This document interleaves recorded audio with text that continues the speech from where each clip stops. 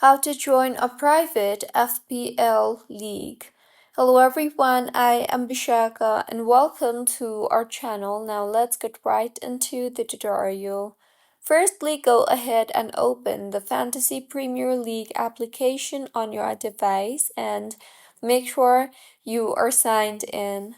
Now, once signed in, tap on the Fantasy option from the bottom toolbar, and in the interface that you will be led to, make sure that you have selected the Fantasy tab.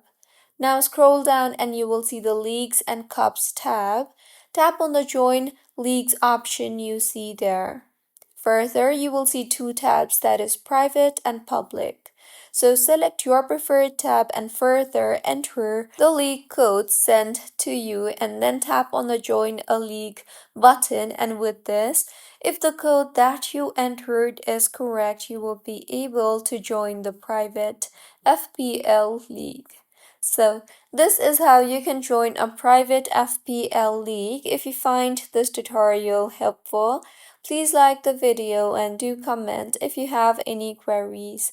Also, do subscribe to our channel for more helpful tutorials like this. See you on the next one.